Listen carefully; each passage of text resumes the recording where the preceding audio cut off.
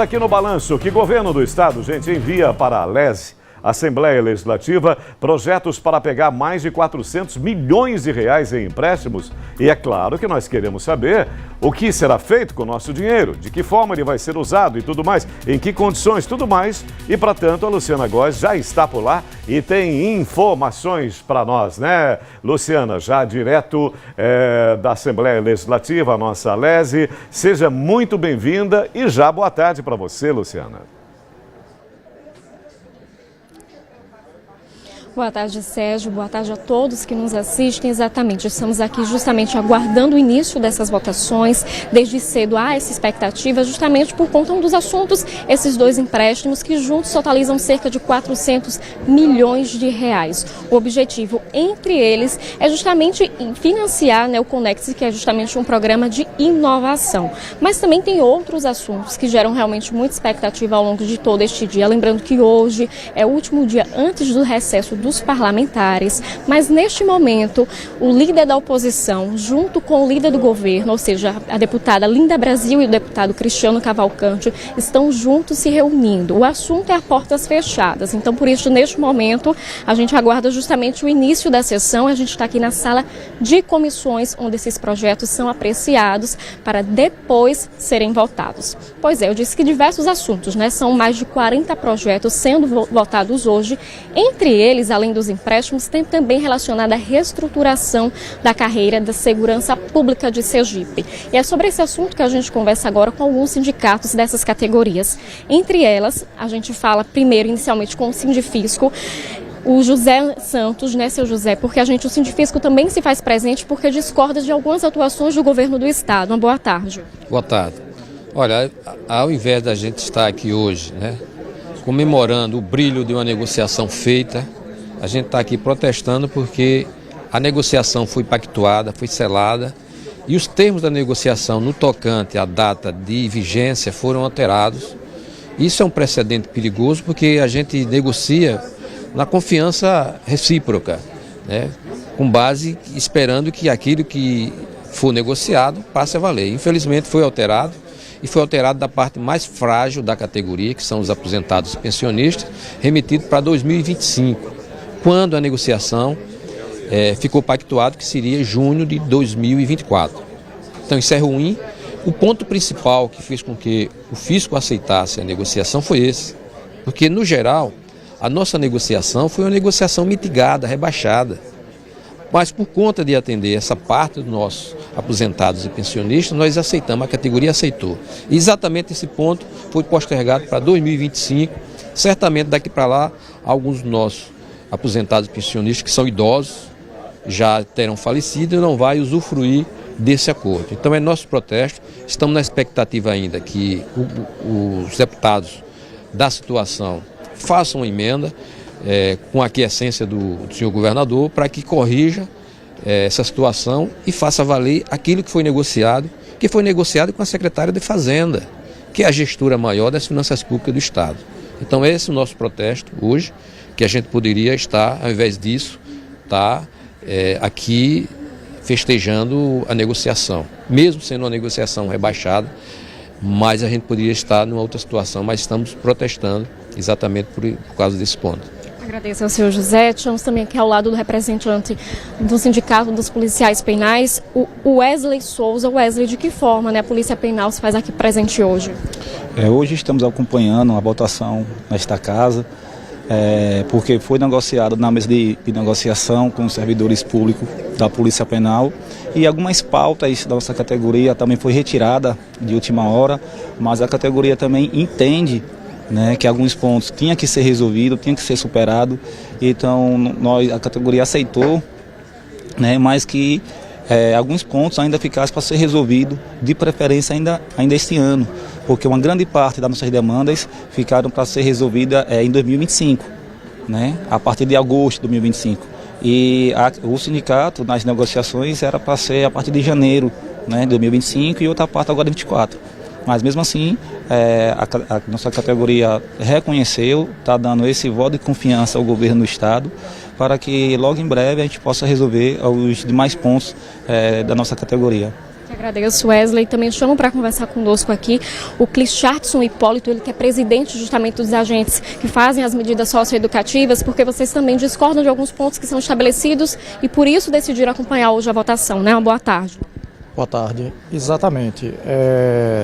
Há um bom tempo a gente vem negociando com o governo do estado e na manhã de hoje nós estamos acompanhando um dos pontos o qual reivindicamos anteriormente, que é a majoração da indenização por flexibilização voluntária, as IFVs.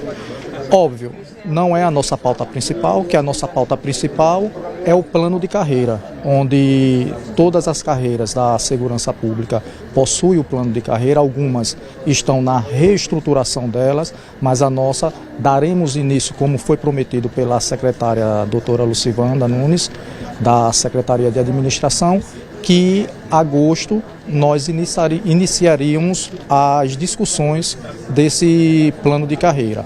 Mas hoje nós temos que agradecer ao governo do estado, Fábio Metidieri, por abrir as portas, né, que nos favoreceu a essa discussão. Então, nós queremos deixar nossos agradecimentos e vamos aguardar o desenrolar das discussões na nossa pauta principal, que é o plano de carreira da categoria. Te agradeço, viu, Hipólito, uma boa tarde para o senhor. E é isso, do Sérgio, como eu falei, né, neste momento todo mundo aguarda o início, primeiro, da apreciação na sala de comissões. A gente percebe realmente aqui as mesas, né, as cadeiras dos deputados totalmente vazias, porque ali atrás daquela porta estão justamente os deputados Cristiano Cavalcante, Linda Brasil, em reunião fechada para algum assunto que também não foi ainda estabelecido aqui para a gente. Então a gente segue acompanhando, quando ele sair começa aqui a sala de comissão, depois desce para o plenário para o início das votações. A expectativa é que dure até a madrugada, viu? Volto com você. É verdade. Luciana, vamos ficar atentos, né? Deve haver uma grande extensão com relação a tempo, as discussões que são amplas, são mais de 40, você citava, mais de 40 itens, e no desenrolar de todos esses acontecimentos, nós vamos prestar bastante atenção e estaremos ligados durante toda a nossa programação jornalística. Muito obrigado, Luciana. Agora, o que me causa espécie, a minha estranheza, eu não sei se é sua, mas a minha é a seguinte: todo profissional no Brasil, todo profissional tem, até onde eu saiba, aquele período de férias, né?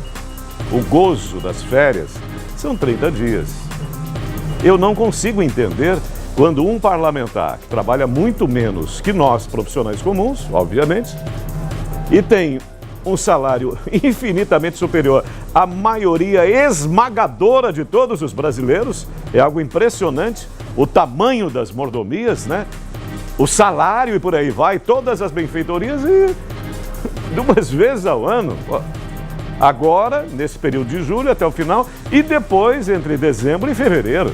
É inacreditável isso, deveria haver uma igualdade. Você concorda comigo? Qualquer vereador, qualquer deputado estadual, qualquer deputado federal, inclusive no judiciário também, um período de férias e está de ótimo tamanho. E quem acaba pagando por tudo isso somos nós. Mesmo porque político brasileiro legisla em causa própria. São eles que decidem. Imagina a decisão que tomam a respeito. Não é verdade? E o Brasil nessa loucura toda, precisando desse trabalho, inclusive do Poder Legislativo. Tenha santa paciência. Vamos dar continuidade aos trabalhos lá na Alesi. A coisa é muito séria e essa tarde de quarta promete, é muito importante. Os projetos que devem ser votados ainda hoje na Assembleia Legislativa. E os empréstimos, eles estão entre os pontos mais discutidos. E a elucidação disso também, como é que vai ser isso? Quais são os propósitos relacionados a esse aporte? Luciana Góes está de volta com a gente, não é isso, Luciana?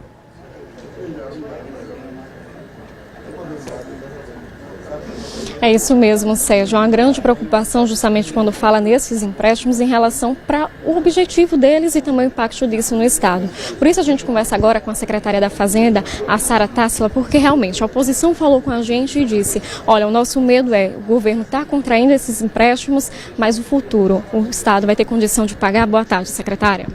Boa tarde, Luciana, boa tarde a todos. Sim, vai ter condições de pagar. Nossa capacidade de pagamento é excelente, nossa capacidade de pagamento é letra B, que é a segunda melhor colocada no ranking do Tesouro Nacional.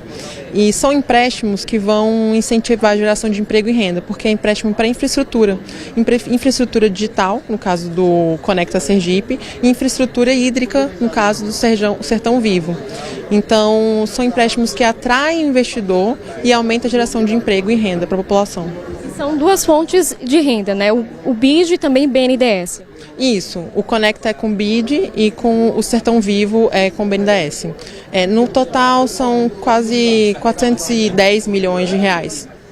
Há também outro ponto em relação ao IPVA, né? A gente teve uma mudança recente e hoje acontece também justamente a sanção de tudo isso. Isso, a gente está ampliando a isenção. Hoje em dia já tem isenção para carros de até 70 mil reais. A gente está ampliando para carros até 120 mil reais.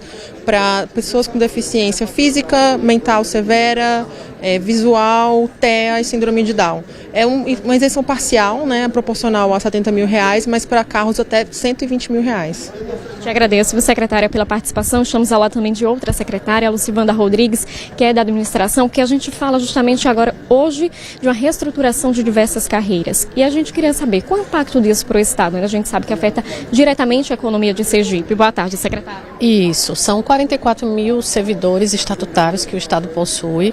A gente vem de um longo período de crise, onde os aumentos eles não foram possíveis, as reestruturações de carreira, então você tinha carreiras bem defasadas.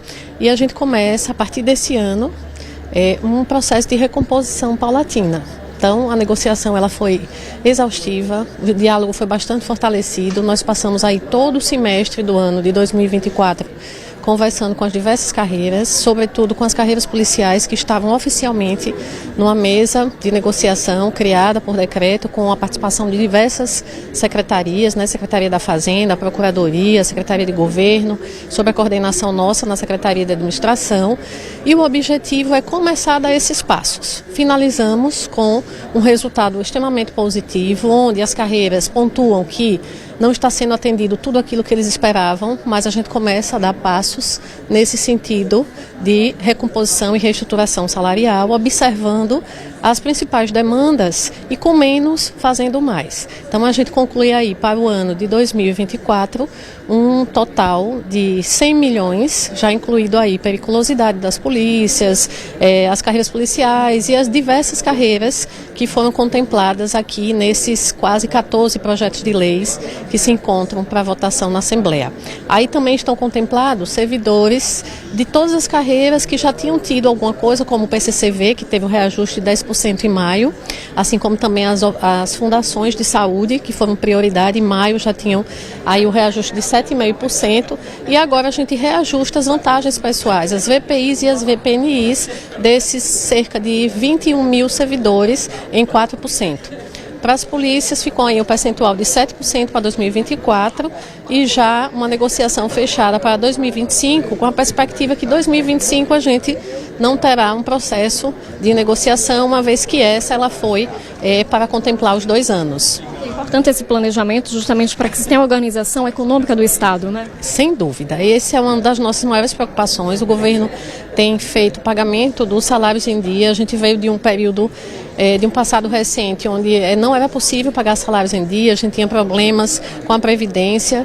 A Previdência é sempre um desafio, estamos sempre alerta, revisando a legislação, com a perspectiva de estar atento, né, com a luz amarela ligada para as necessidades de ajuste, para garantir aí a regularidade fiscal, os limites da LRF sob a ótica da despesa de pessoal, do controle do gasto, para que a gente possa continuar avançando aí nos benefícios para os servidores.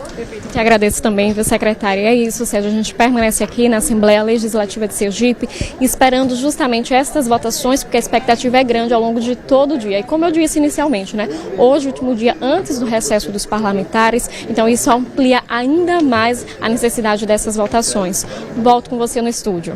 Voltamos, Luciana, te agradecendo e acompanhando detalhadamente toda essa movimentação, agradecendo também às secretárias, na medida em que nós exercemos plenamente a nossa cidadania quando estamos conectados à Assembleia Legislativa. E isso repercute em nossas vidas, no nosso dia a dia. Muito obrigado, Luciana, mais uma vez.